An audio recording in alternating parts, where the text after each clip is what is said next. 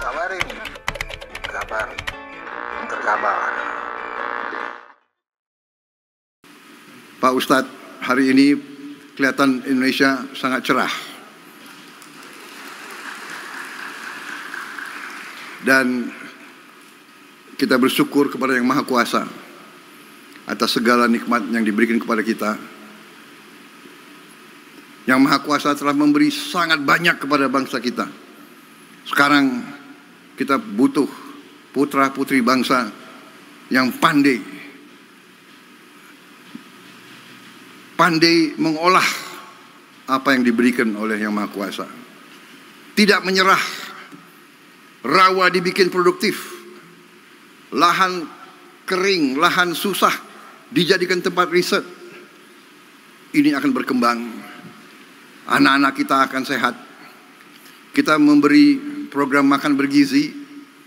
Ada yang menentang, ada yang nyinyir. Dan yang nyinyir, kagetnya tuh ya ada yang profesor nyinyir gitu. Tapi nggak apa-apalah, ya kan?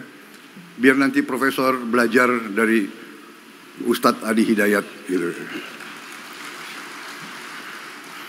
Jangan-jangan dia profesornya di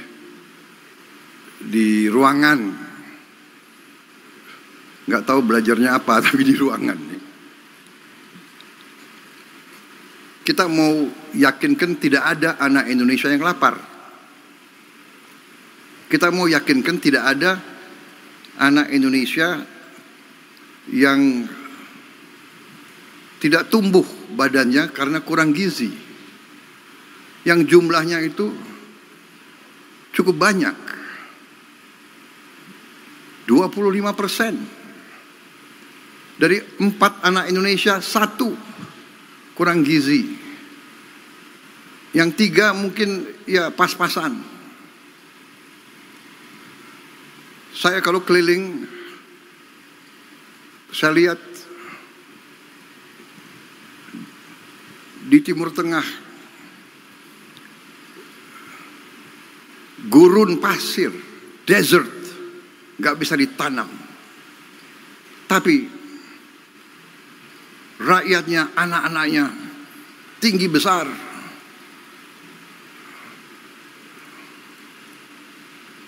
Pemimpin-pemimpinnya mikirkan. Lahan yang sulit mereka jaga, sumber air yang sulit mereka jaga. Kita harus menghilangkan kelaparan dari bumi Indonesia. Ada yang mengatakan, oh yang penting ibu hamil yang dikasih makan. Ini pakar-pakar ini tidak belajar, tidak baca. Program MBG itu mulai dari ibu hamil. Mungkin satu-satunya negara di dunia di mana ada program ibu hamil tiap hari makan diantar ke rumahnya. Coba kasih lihat di mana ada negara sekarang. Saudara-saudara sekalian, saya dapat surat dari pimpinan negara lain. Belajar ke Indonesia, mau belajar tentang makan bergizi. Saya katakan kita belum. Nanti akhir tahun baru kita selesai semua. Tapi kita sudah mulai. Ibu yang sedang hamil, makan diantar ke rumahnya.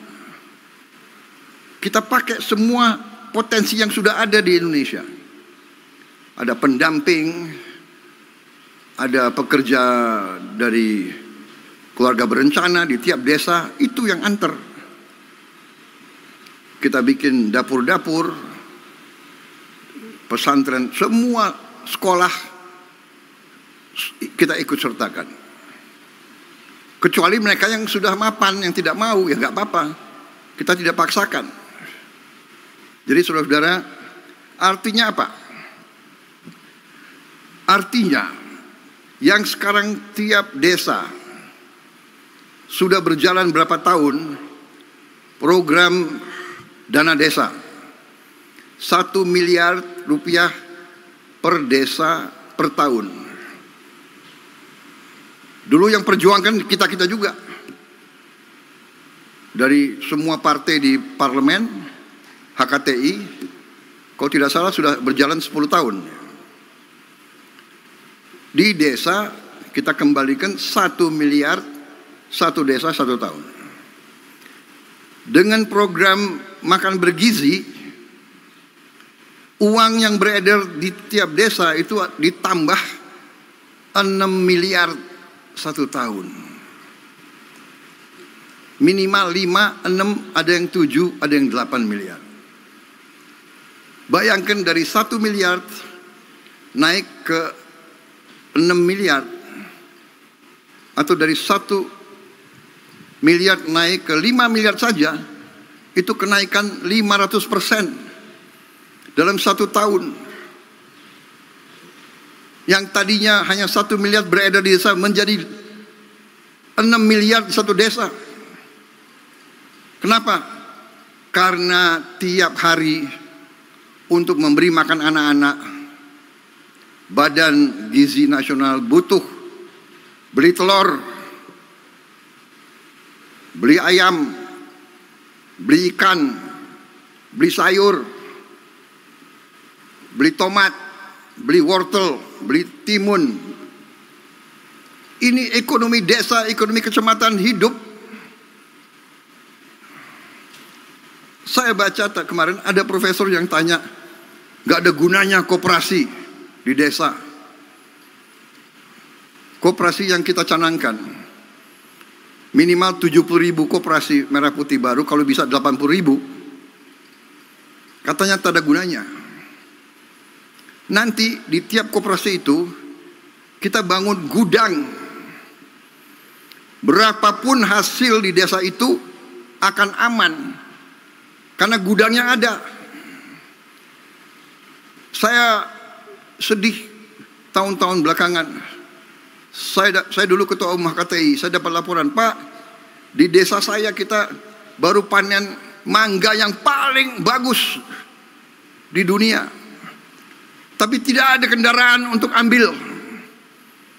Setelah beberapa hari, hasil mangga yang terbaik itu rusak. Nangis petani-petani di desa itu. Sekarang tiap desa akan punya gudang. Tiap desa akan punya kamar pendingin. Hasil apapun akan aman sampai dia mampu menjual. Dan tiap koperasi akan kita beri truk.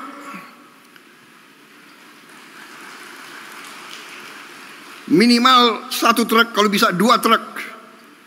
Semua hasil dari desa itu bisa dipasarkan. Dan semua kebutuhan desa itu bisa diambil ke desa itu. Ada profesor yang tanya, yang bilang tak ada gunanya itu koperasi. Ya sudah, kita hormati pendapat dia. Nanti dia akan terbuka matanya, dan mudah-mudahan hatinya juga terbuka.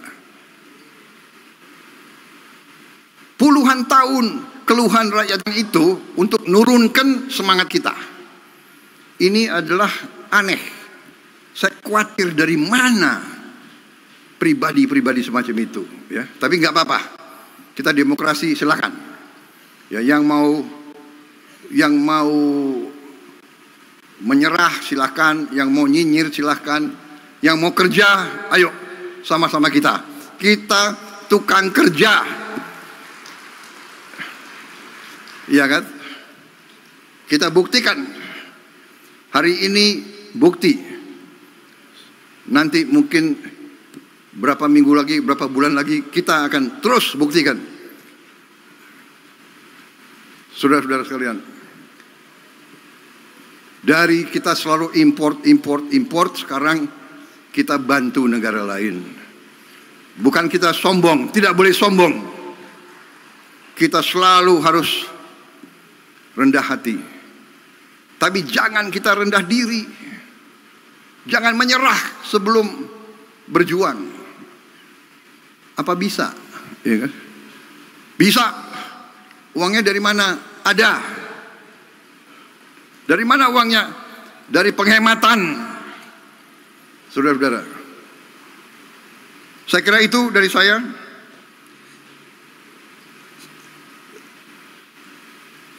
Jangan terlalu lama juga pengarahan saya. Iya. Tapi saya lihat ini ada kopi di sini. Hah? Bagaimana? Tapi kita sekarang punya kemampuan. Kita akan menggerakkan ekonomi dengan kekuatan kita sendiri. Kita tidak akan memaki-maki negara lain. Kita dihantam tarif berapapun, kita akan berunding, akan negosiasi. Kita hormati, tapi kita percaya kepada kekuatan kita sendiri, saudara kalian. Kalaupun mereka tidak membuka pasar mereka kepada kita, kita akan survive. Kita akan tambah kuat. Kita akan berdiri di atas kaki kita sendiri. Kita tidak akan pernah menyerah. Kita tidak akan pernah berlutut. Kita tidak akan pernah mengemis. Kita tidak akan pernah minta-minta kasihan orang lain. Tidak perlu dikasihani. Bangsa Indonesia tidak perlu dikasihani. Kita akan swasembada pangan. Kita akan menjadi lumbung pangan dunia. Dan kita akan punya kekuatan di segala bidang. Bersama saudara-saudara, saya tambah yakin. Hari ini 2 kali saya diberi rasa gembira. Kalau di Jakarta sering, apa sih yang sedang saya pikirkan sekarang? Aneh. Terima kasih Mentan, terima kasih Gubernur Sumsel, Menko Pangan,